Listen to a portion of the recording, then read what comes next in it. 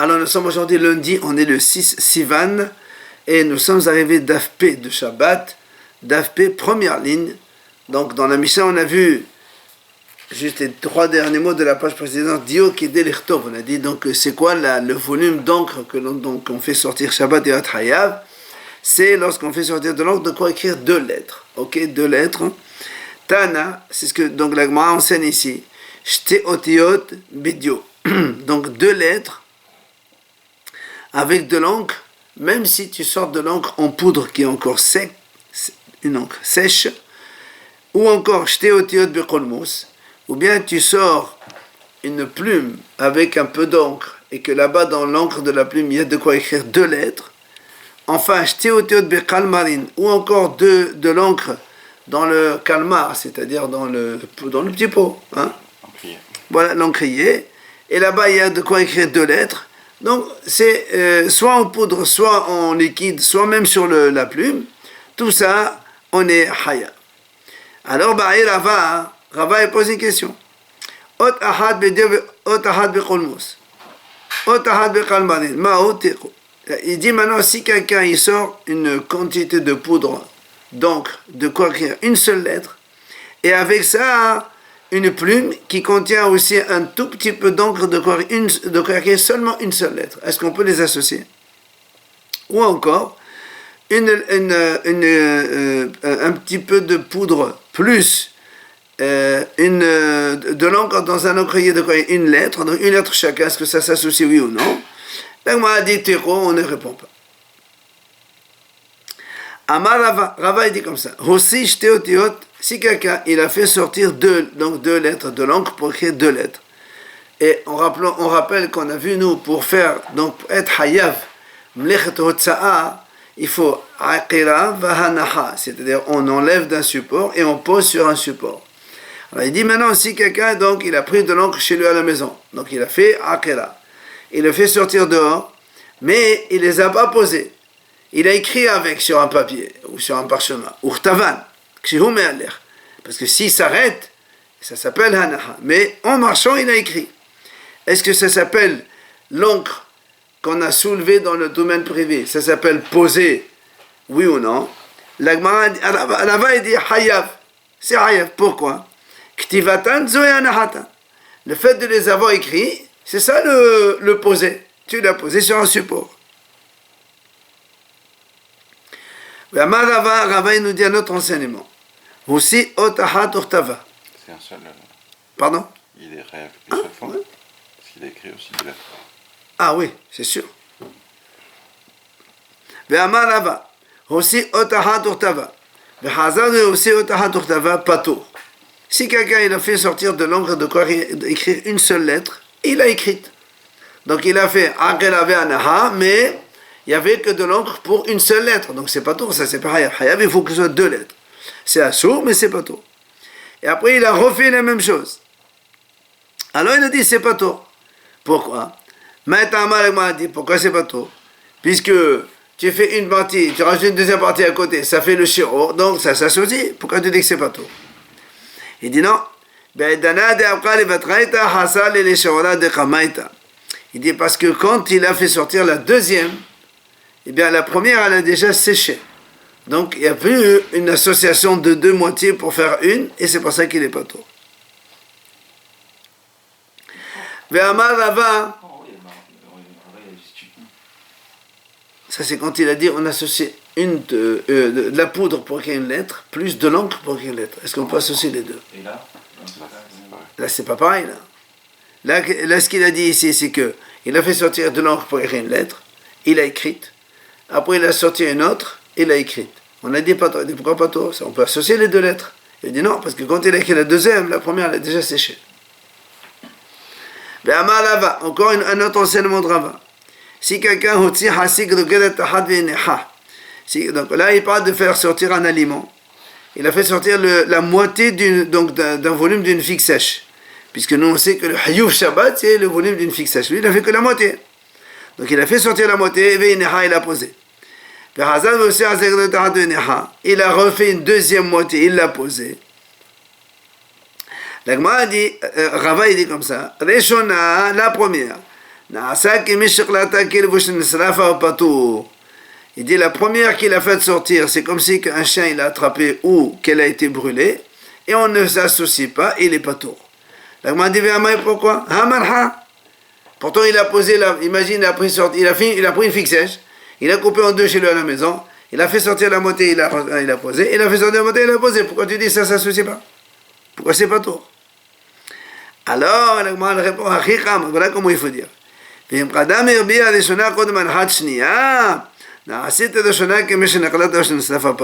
il faut dire comme ça.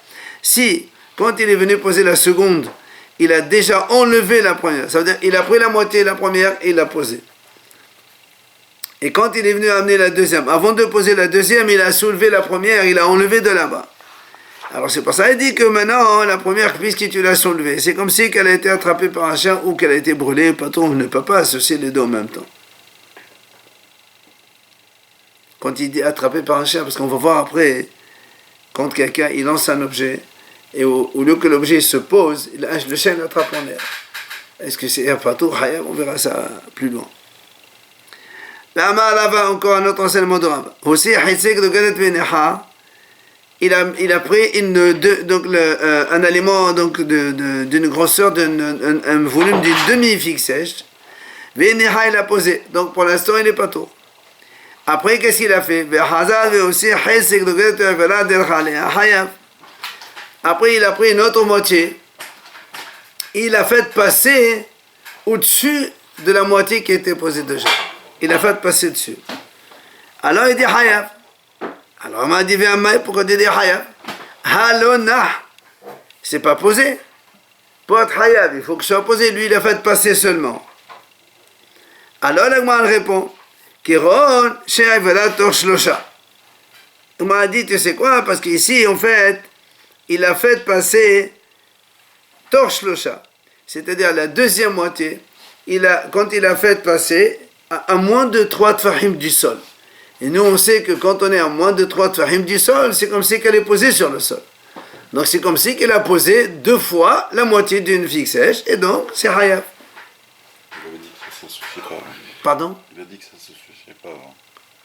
Ah non, quand on pose et on pose. Tout à l'heure, on a dit parce qu'il a enlevé la première.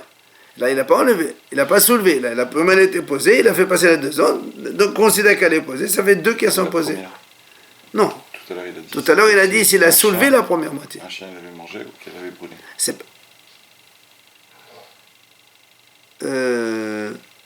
On a répondu, on a dit. Voilà, on a dit tout à l'heure, on a dit qu'il a soulevé la première moitié.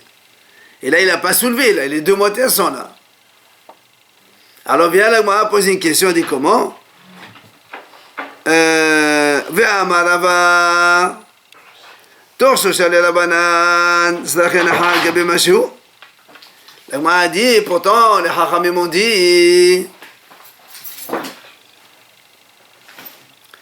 Parce qu'on va discuter là-bas aussi, dans Perek Hazorek, quand quelqu'un il lance un objet, ok, s'il est à moins de 3 tfahim au sol, il est comme si qu'il était au sol.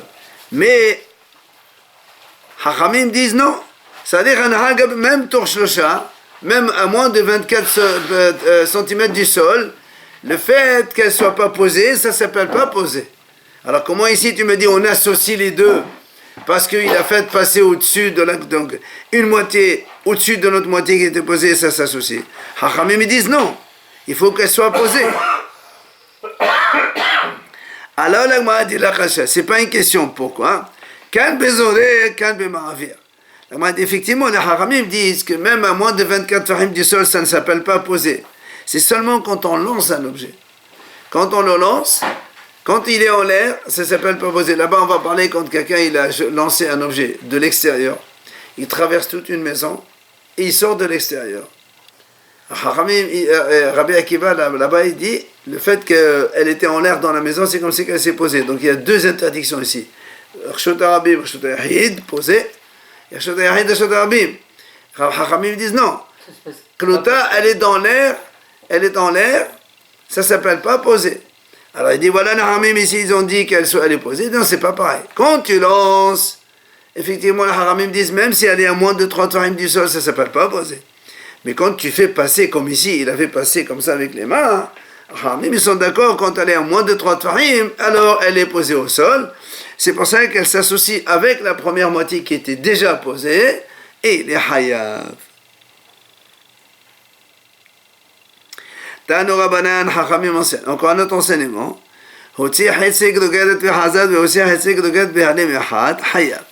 Si quelqu'un il a fait sortir un demi, donc un volume de demi-figue sèche de n'importe quel aliment, et il a posé, après il a fait sortir une deuxième moitié, et il les a posés, dans la même ignorance, il n'a pas su qu'il y avait une interdiction entre les deux, il est hayab. Mais, pas tout.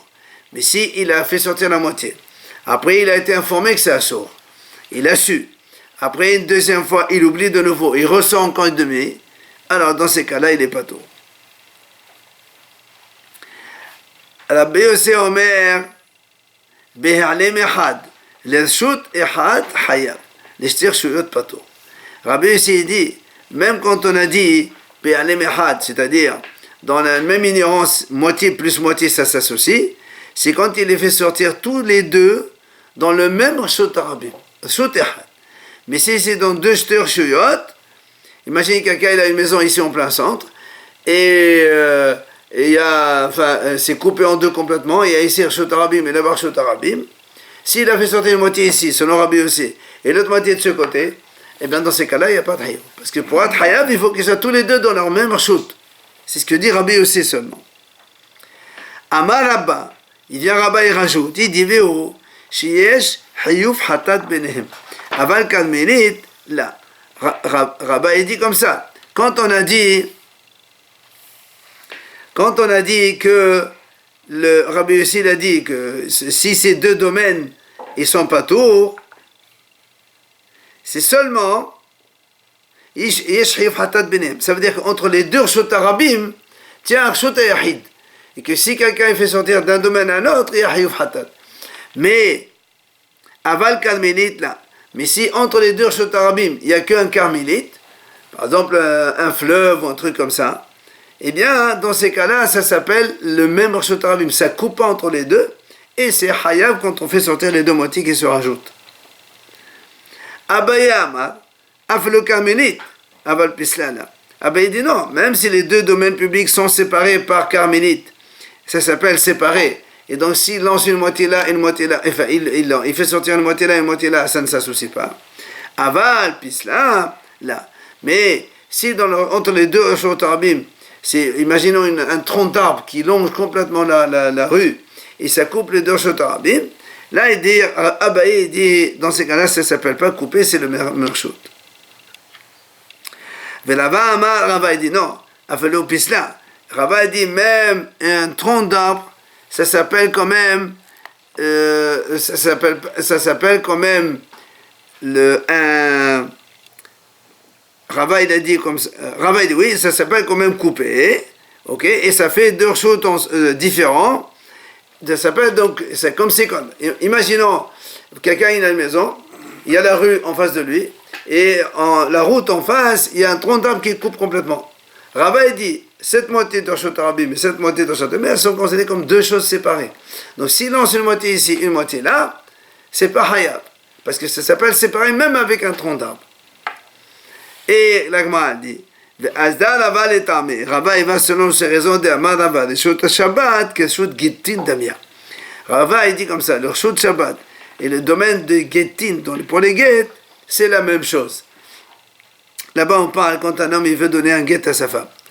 Par exemple, il lui dit, si la femme allait chez lui à la maison, il lui dit, voilà, là où tu es, par exemple, je te fais acquérir l'endroit sur lequel tu es posé, ou une pièce dans la maison, ou la cour, dans la maison en général c'est la cour. Il lui dit, voilà, ça c'est à toi. Comme ça, il lui lance le guet, même s'il tombe dans la cour, eh bien c'est comme si qu'elle l'a attrapé dans sa main séparée. Maintenant, l'Agma a dit là-bas, s'il a lancé le guet, et que le guet il est tombé sur un tronc d'arbre qui se trouve dans la cour là-bas. Rava dit c'est pas valable. Parce que pour lui, un tronc d'arbre, c'est comme un Reshut à part. C'est pour ça qu'il dit, comme Shabbat, comme les Gittin, c'est les mêmes choses. Et donc ici aussi, il dit que le tronc d'arbre, ça coupe entre deux domaines. Après, on a dit dans la Mishnah que Khol Kedé le Khol Ain Achat. Le volume de Khol que les femmes donc utilisent le noir pour faire dans l'œil, de mettre dans l'œil, c'est de quoi faire un seul œil seulement. On est Hayav déjà. Alors là, on a dit Ain Achat à la Karle. Dit comment les femmes elles se maquillent pas un seul œil, elles font les deux yeux, pas un seul.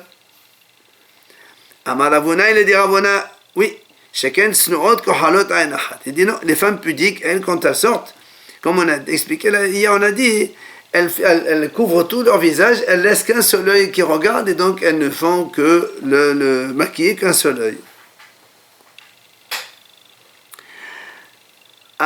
Mété Vélagma vient objecter, et dit pourtant, voilà, on a vu Rabbi Shimon ben Elazar Omer, Rabbi Shimon il dit comme ça, Kihol, quand on met le noir dans l'œil, Im l'irfoa kedei l'chol ain achat, Im l'irkachet b'shtei einayim.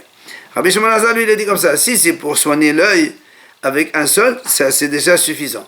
Mais si c'est pour maquiller, il faut les deux yeux. Alors comment ici la Mishnah nous dit un seul œil? Alors, Tegima Hillel Bélé de Rabbi Shimon ben Nachmani Ketenaï Be'eraniyot. Et donc vient Hillel, le fils de Rabbi Shimon, il dit non, là-bas c'est pas un problème. Pourquoi? Lui là-bas il parle des villageoises. Dans les villages, il n'y a pas trop de manque de pudeur comme dans la ville où il y a beaucoup de problèmes. C'est pour ça que là-bas elles peuvent très bien se maquiller les deux yeux, il n'y a pas de problème. Hein? Ça veut dire que quand elles se maquillent, le hiyuv c'est seulement deux yeux, pas un seul œil. Parce que les femmes elles sortent avec les deux yeux découverts. Ce qui n'est pas le cas dans la ville où il y a beaucoup de problèmes. Alors les femmes elles sont plus pudiques, elles sortent avec un seul œil seulement découvert. Il y a un shiur pour les villages. Absolument. C'est le minhag. Après, on saute la parenthèse. On a dit Dever kedei leten berosh hashafshaf. La colle, combien de volumes de colle on sort? De quoi donc on a dit poser sur l'extrémité d'un tronc d'arbre ou d'une planche. Alors, on m'a dit qu'est-ce que c'est ce truc-là? Tana. Il dit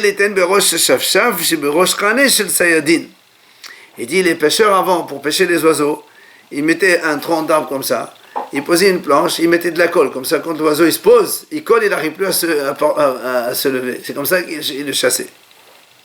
Donc c'est le volume de colle pour que, parce que si tu me dis un petit peu de colle, l'oiseau ne s'attrape pas. Donc il faut un volume conséquent. Alors, après on a dit dans la Mishnah, Zefet vegofrit, qui est la asot. On a dit dans la Mishnah, donc on sort le goudron ou le soufre de quoi faire un trou. Tana, qui est la asot, nekev katan. De quoi donc faire un tout petit trou. Plutôt boucher un petit trou. Harsit, qui est la asot pikor. On a dit donc harsit aussi, c'est donc l'argile en poudre, donc en poussière. De quoi faire pikor. Alors, les mimra, on m'a dit, parce que nous, on a vu là-bas, hein, Rabbi Uda, il dit non. Le volume pour faire sortir cette argile, c'est de quoi faire un pied des trépieds. Avant, c'était comme un petit gaz. Il reposait sur un trois pieds. Alors là, on a dit comment? Les mêmes la déchirada de la Uda n'affiche.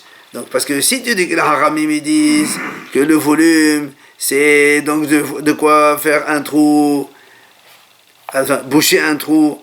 Et Rabbi Uda dit de quoi faire un trépied. Donc le volume de Rabbi Uda, il est beaucoup plus important que celui de Hadi Haramim. Pourtant, vers Haqaï Malnan, nous on sait, on a un principe, que des Shirada de la banane n'affichent que le Shirada de Haramim, il est plus important que celui de Rabbi Uda. Comme on a vu dans Ditnan, on a vu dans la Mishnah déjà, que quand on faisait sortir donc un guémi, comme une sorte de jonc dehors, Rabbi Uda Omer, alors que les Hachamim ont dit de quoi mettre pour suspendre un tamis, Rabbi Uda dit donc de quoi prendre la mesure de la chaussure d'un bébé, du pied d'un bébé pour emmener chez le cordonnier fabriquer une chaussure. Donc tu vois bien que c'est beaucoup plus petit par rapport au Hachamim. Alors on m'a dit c'est vrai. Et alors on va corriger. Il dit non, en fait c'est juste pour enduire un pied d'une petite cuisinière, donc c'est vraiment aussi plus petit que le hacham. Après on tourne la page, on a dit Tano Rabbanan, Haramim disent comme ça, Hamosé Se'ar, celui qui fait sortir des cheveux, on va dire comme ça. C'est quoi le volume pour être hayav? Il dit Kedele Gabel Botatit, c'est pour malaxer avec de l'argile et faire de l'argile. Et on dit que c'est bon pour l'argile, les cheveux aussi. Et l'argile combien? Si quelqu'un fait sortir donc de l'argile, combien c'est quand elle est déjà malaxée? Là, asot pikor shel zahav. On a dit donc pour faire boucher comme une sorte de souffleur des bijoutiers, ils avaient donc ce fameux creuset et on bouche le trou avec. C'est ça le volume. Après on a dit sid qui est de la soude. On a dit la chaux. Combien on fait sortir de la chaux le volume pour être hayaf? On a dit de quoi mettre chez un petit nombre d'une petite fille. N'oublions pas que la chaux on l'utilisait pour se faire de l'épilation. Ici Rachid dit pour rougir le corps, comme ça ils deviennent bronzés quoi. Alors Amar Rabuda Amar Rav, Bnot Israël chez Gior les Ferkan. Rabuda au nom de Rav il dit comme ça, les filles d'Israël qui ont grandi et qui ont atteint l'âge de la puberté, c'est-à-dire en ayant les poils et tout, mais Vélo et Gior les Chané, elles n'ont pas encore 12 ans. Alors qu'est-ce qu'elles faisaient pour ne pas montrer qu'elles sont poilues et tout ça? Alors il dit, Benot Anim, Tovlot Totambasid. Les filles des pauvres, elles les font épiler donc avec de la chaux pour faire tomber ses poils. Benot Asherim, Tovlot Totambesolot. Les filles des riches avec de la semoule. Et Benot Menachem, Tovlot Tambeshemenamor. Et les filles de rois, elles font oindre leur corps avec de l'huile de mort, l'huile donc de balsam, on dit comme ça.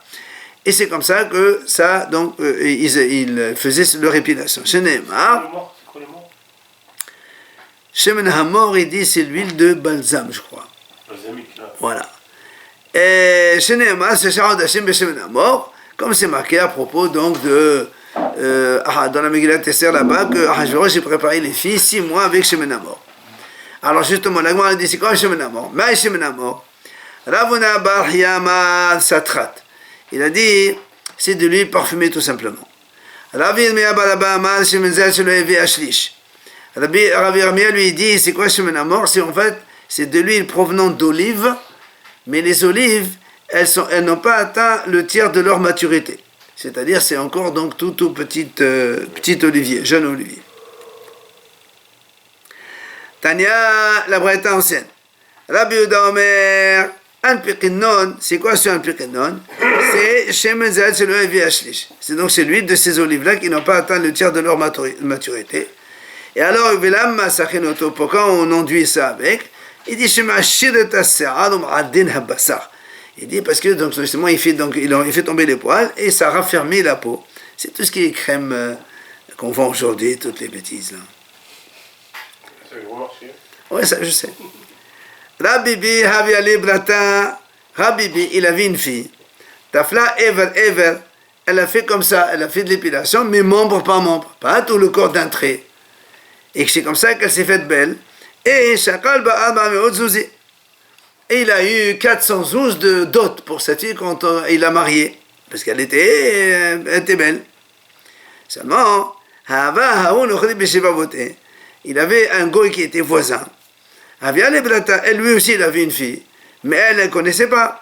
Elle a fait de l'onction sur tout son corps, avec de la chaux donc, et Umeta, mais elle est morte. Parce que tu ne peux pas mettre tout le corps avec de la chaux, après ça ne respire plus. Amar, il a dit, Qatal Rabibi Livrati. Il a dit, Rabibi, il a tué ma fille. Amar Rav Nachman, regardez ce que dit Rav Nachman. Rabibi de Shati Shechla, Bayem la Tafla. Anan de la Shati Shechla, là bas Anabnat Tafla. Il dit Rabibi qu'il boit de la liqueur. C'est pour ça que ces filles, elles ont des poils, elles ont besoin de se faire épiler. Nous, quand on ne boit pas de la liqueur, eh ben, on n'a pas besoin que nos filles elles se fassent épiler. Bon, on a compris un secret, donc. Ben, apparemment, celui qui boit de l'alcool, ces filles, elles sont poilues. Ah ouais? Ben, c'est ce qu'il a dit. Ben, je sais pas, moi, il faut voir maintenant aujourd'hui comment ça c'est... Top. Après, Rabbi Yehuda Omer, quelle est la saute qu'il coule? Hein? Bien brune. Rabbi Yehuda, il a dit, c'est quoi donc le faire sortir la chaux, le volume, pour enduire qu'il coule, on va voir ce que c'est. Et Rabbi Nehemia lui dit indifi, et on va voir les deux qu'est-ce que c'est. C'est pour ça que la main a dit maï qu'il coule ou maï indifi. C'est quoi qu'il coule ou c'est quoi indifi? Amar Rav répond. Il dit Tsidra ou va Tsidra. Kilkoul, c'est les cheveux qui sont ici devant la tempe. Donc c'est pour les lycées. Oh, voilà. Pour les filles, évidemment. Et au va Tsidra, ben, c'est les poils qui sont un peu en dessous et que les filles elles veulent faire tomber. Alors, la dit là aussi. Les mémoires des Shawara de Rabbi Yehuda n'affichent. Là encore, est-ce que le Shawar de Rabbi Yehuda il est plus grand, plus important que celui des Hachamim? Puisque les Hachamim, ils ont dit de quoi la chaux, de quoi vendre un petit membre d'une petite fille. Et lui, il dit c'est le cheveu de la tempe, etc. Voilà, on a vu tout à l'heure que le Shawar de Hachamim est toujours plus important que celui de Rabbi Yehuda. Alors, bien, les mots disent effectivement, je t'amène de la banane, on a fait je me donne Ben Hamia. Celui de Rabbi Yehuda, il est plus petit que celui de Hachamim, mais il est plus important que celui de Rabbi Nahmiya, parce que Rabbi Nahmiya dit juste les poils qui sont un peu plus bas, et lui il a dit c'est les poils de la tempe. Alors, l'Agma vient objecter, mais TV, Amar Rabbi il a dit comme ça, Nir'in divrei Rabbi Yehuda behavot, ou divrei Rabbi Nahmiya bebesat asid. Alors Rashi explique, havot c'est de la chaux mais en liquide.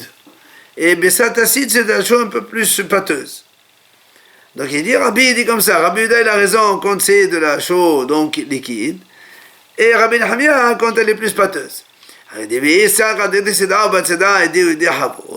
si tu dis que un il parle de la tempe et l'autre il parle des cheveux qui sont un peu plus bas que la tempe, alors dans ces cas-là, l'Agma a dit, dans les deux cas, on met le havout, c'est-à-dire on ne met pas de la chaux pâteuse, on met de la chaux liquide.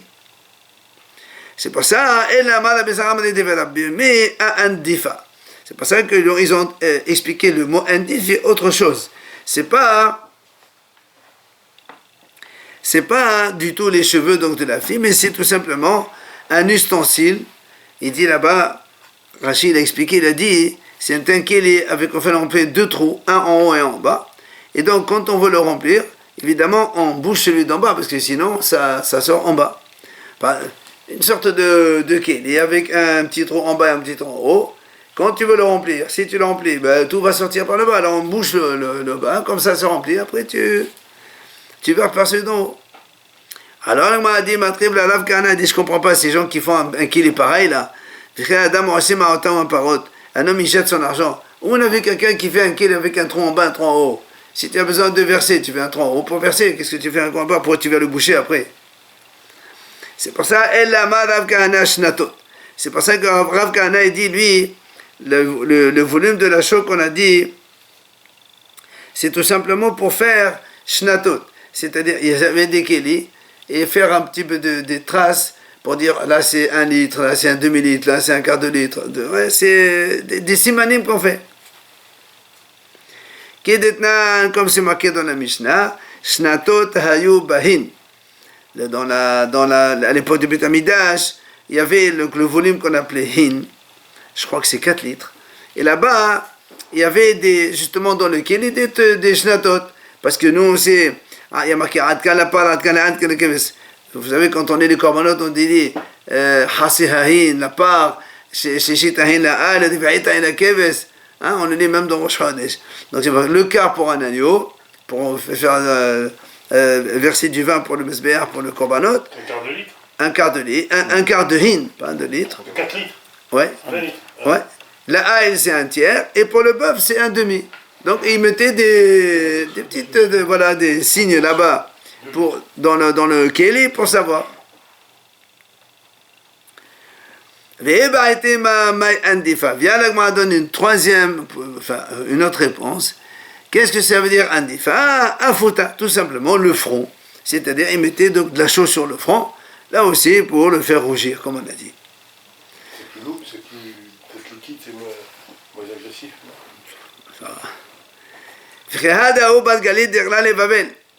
Comme l'agma a dit comme ça. Il y avait un Bad Galil, un monsieur du Galil, du nord d'Israël. Dekla les Bavel, il est arrivé à Bavel. Hachamim lui ont dit, viens, explique-nous un peu Ma'aseh Merkava, un peu la Kabbalah, quoi. Amaléou, il leur a dit, il leur a dit, d'accord, je vais vous faire expliquer comme il a expliqué Rabbi Nehemia à son ami. Et qu'est-ce qui s'est passé? Il